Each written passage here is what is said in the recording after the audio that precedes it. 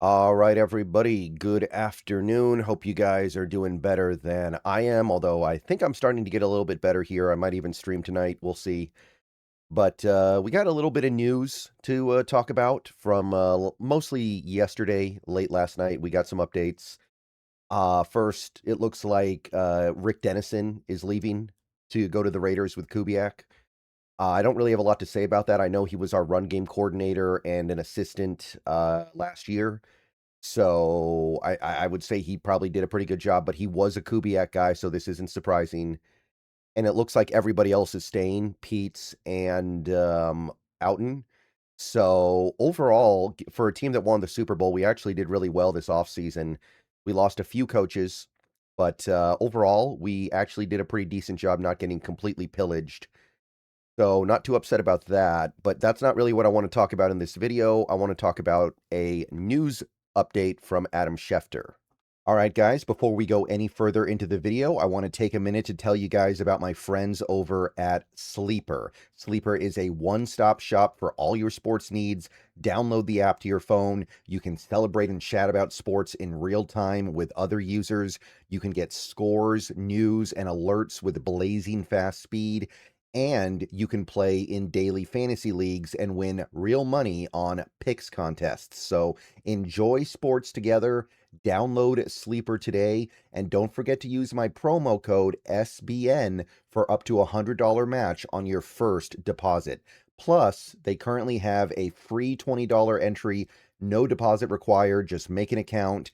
Terms and conditions do apply. See Sleeper's terms of use for details. Currently operational in over 25 states and growing. So check out Sleeper and have fun with sports this year. All right, so Adam Schefter tweeted this very early this morning, and it definitely got the attention of some Seahawks fans, and it makes sense why. According to him, it's unlikely the Seahawks will use their franchise tag on Kenneth Walker per league sources. So that's fairly significant and notable. The Seahawks have multiple free agents they want to retain and sign. They also will try to extend wide receiver Jackson Smith and Jigba. There are enough Super Bowl tax costs that now make using a franchise tag this offseason unlikely. So Adam Schefter, usually a voice that is worth listening to in the NFL world, says that we are unlikely to use the franchise tag on K9. And if we don't use it on K9, we could use it on Woolen, I guess, but there's no other candidate that easily lends itself to a tag. Maybe Kobe, but I think Kobe's even less likely than Woolen. So if Schefter's right, we may not use it.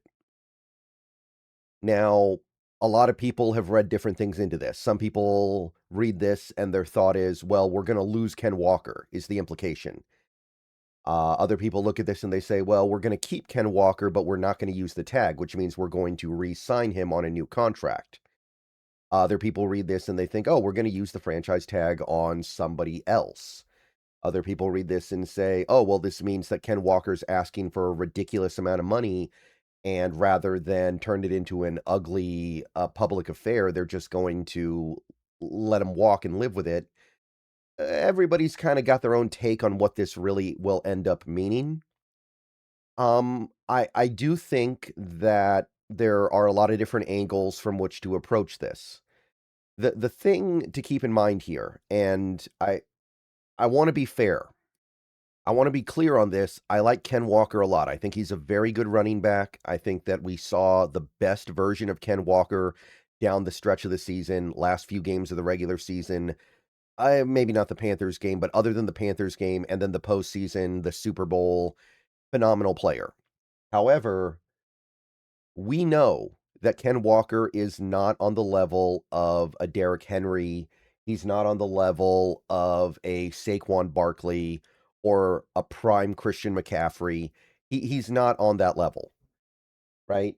And if you're talking about running your team in an intelligent way, if Ken Walker comes up to you and is like, I want to get paid like Saquon or CMC or Derrick Henry or even a Jonathan Taylor, it's not good business. Now, is Ken Walker going to ask for that? Is he expecting that? Is he going to have a problem if he doesn't get that? I don't know. That's hard to really speculate on too much.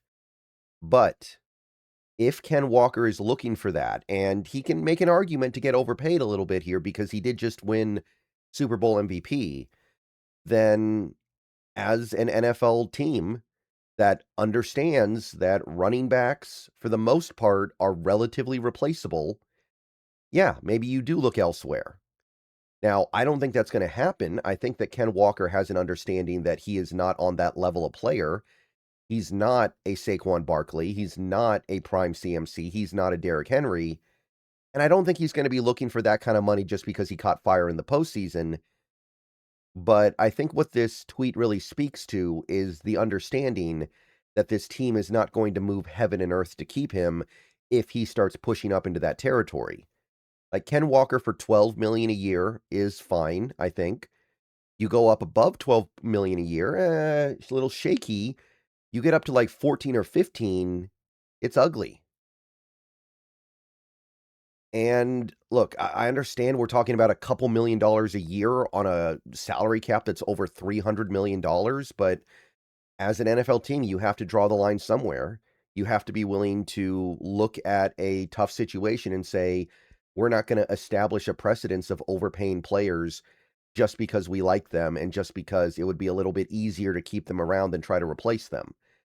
Now, my thing is, and this is something that might embolden Ken Walker to ask for a little bit more, is that we don't really even have a backup for him right now because Zach Charbonnet is going to be out for at least some of 2026.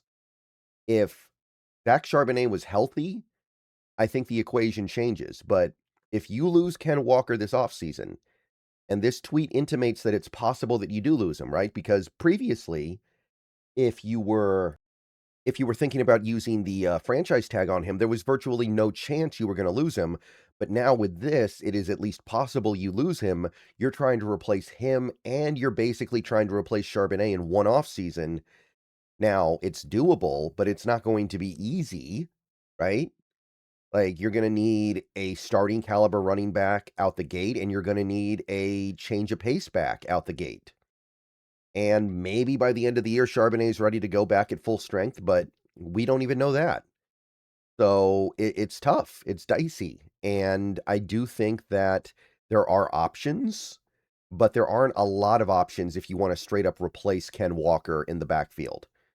So what this tweet seems to be saying is that the Seahawks have a number in mind for Walker, and they're not really going to go too much further beyond that number. They're not looking at this as a make or break contract.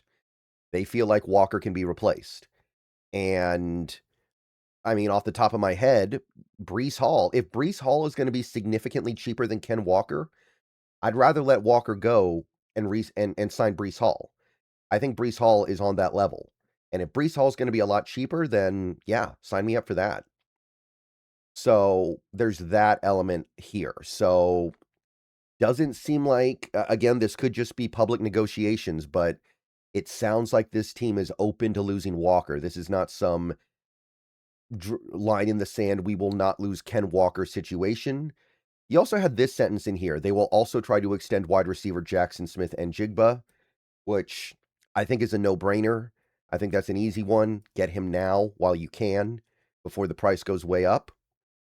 So that doesn't surprise me, but the thing that's interesting, I guess, and Dugar picked up on this, you do not see the same sentiment expressed about Witherspoon, who is also eligible for an extension.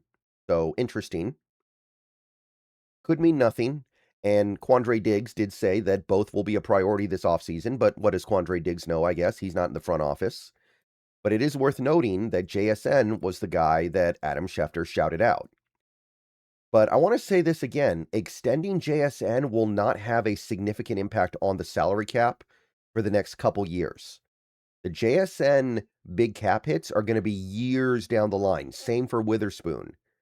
You don't have to worry that much about paying those guys until you get to like 2028, 2029 at the earliest. So re-signing a guy like a JSN or a Spoon should not change the equation of re-signing a Ken Walker if you want a Ken Walker. And the Seahawks have a ton of salary cap space. And if they're not going to re-sign Woolen, which it sure seems like they won't, and they're not going to re-sign Kobe Bryant, which it doesn't seem like they will, and they're not re-signing Boye Mafe, which I don't think they will. Are you planning on just being one of those bonsai teams in free agency where you go out and you get maybe on top of trading for Max Crosby, are you signing Khalil Mack? Are you going out there and signing, like I said, Breece Hall? Are you signing Mike Evans? Are you just going to go bonsai in free agency? I wouldn't think so. So there's money to spend on Ken Walker, and you can go a little bit above your comfort zone if that's what it takes to keep Ken Walker, and you're not crippling your team. You're not.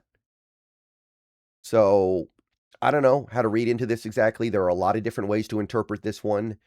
I think that the ultimate takeaway, though, is they don't view K9 as irreplaceable. Like, there are players on this team they clearly view as irreplaceable. That's why they took care of Cross and Lucas as early as they did. They gave those guys good contracts earlier than they had to because they viewed those guys as really hard to replace and really, really valuable. Same for some other guys that they took care of early.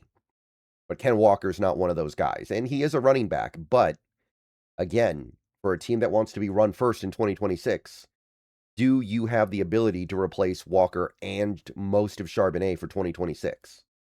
That I'm not so sure. All right. See you guys later. Go Hawks. Let me know what you guys think. And that's the latest from Adam Schefter.